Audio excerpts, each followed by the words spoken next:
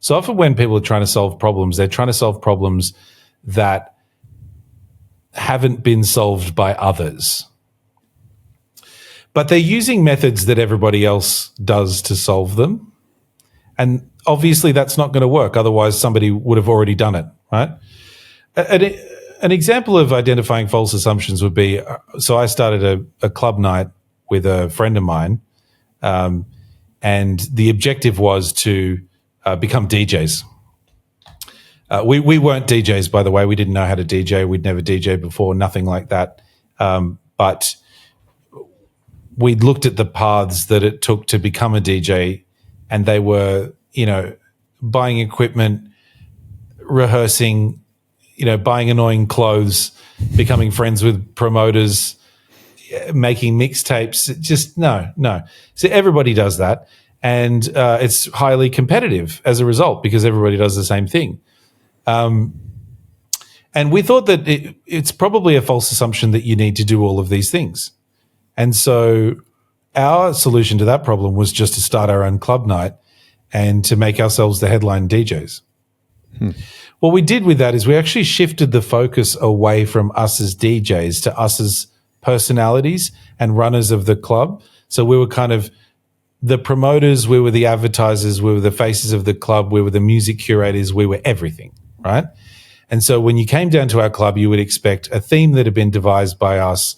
All of our door staff were friends of ours. Anyone that was DJing was part of our friends group. We would decide on the decorations. We would curate everything. And it was a kind of holistic approach to a club night, which nobody was really doing.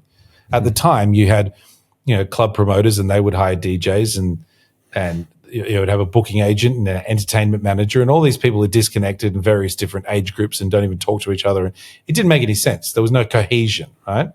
So we just decided to completely frame it as it's like you're going to a house party with a group of friends that you really like. And we actually identified another false assumption there, which was that crowds say that they want to go to clubs to see particular DJs because they're talented. What they really want is to be part of a community. And then there's other sundry things like, they want to drink and take drugs and hook up with people and whatever it is. And those are a constant in the world of variables, but you identify some saliences in the difference between what people say, what they think, and what they feel, and then what they do, right? And so we had stumbled across that false assumption, and we just put ourselves on it as the DJs. The great positive outcome of that is that starting a club night is a really good way to learn how to DJ. The first time I ever did it was at the first party we ever threw. It was our launch party. We expected maybe 20 or 30 people to turn up. There were about 500. It was it was teeming. And I had to get it up in front of all these people and play records. I didn't know what I was doing. I'd only just been told how to press play. And I realized as soon as I started DJing that they didn't give a shit if I couldn't DJ, because I was looking like I was having fun. I was dancing with my friends. They liked the music we were playing. And you're thrown into the deep end with this kind of thing. And then eventually you become a good DJ by dint of that, because you're learning real world experience. You know how they always say, experience is sometimes better than education, because you get feedback, right? And I don't mean like audio feedback, but I mean like feedback from crowds, which is you learn valuable lessons that you wouldn't learn practicing DJing in your living room.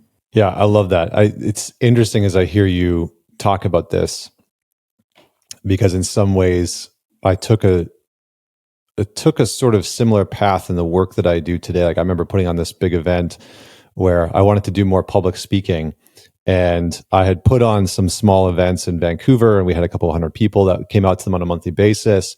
And I didn't know really anything about putting on an event, but I wanted to do more public speaking.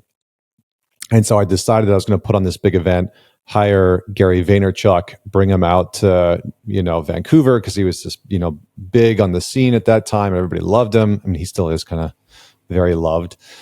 And I was going to put on this event, host it, and speak at it, and sort of like be the person that went right before Gary V.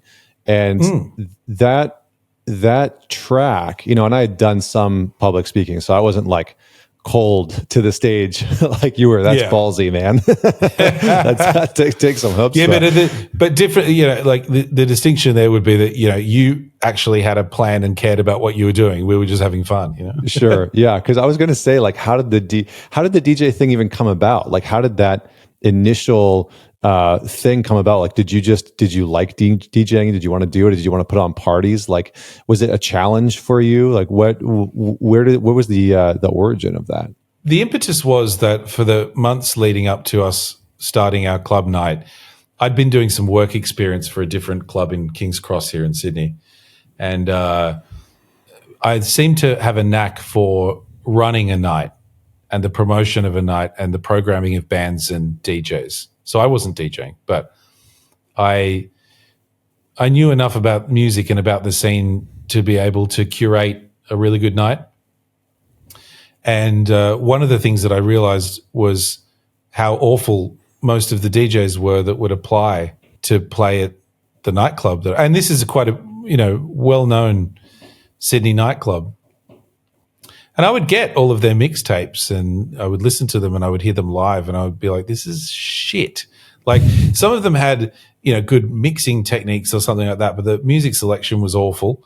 And I thought between my friend Chris and I, who had done a couple of DJ sets here and there, I thought between the two of us, and I said to him, we can do much better than this. And it turned out I was right. And what has that led to since? Like, that's good. What has that led to since? Like, what's been one of the highlights of you getting to DJ and getting to pursue this?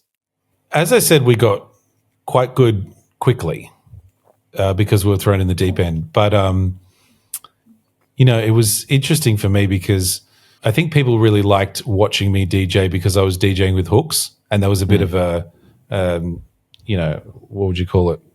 Novelty element to that. Mm-hmm. And the thing that I always struggled with was when I actually did get better at DJing, technically, there was a kind of asymptotic appreciation curve that people had where it didn't really matter too much that I got better. They just liked seeing a guy with hooks DJ. And that was kind of frustrating in a way. But, within a very short period of time, we had become popular enough to be asked to DJ at other clubs, which we thought was insane. The only way we could get a gig before was to make our own club night. And now we were being asked by people to play other clubs. And I think after the first 18 months or 2 years running a club that we thought would go for a month or two, we were asked to play the biggest music festival that comes to Australia, that tours around all the cities, to host a stage at the Sydney event. And, we'd been DJing for like 2 years.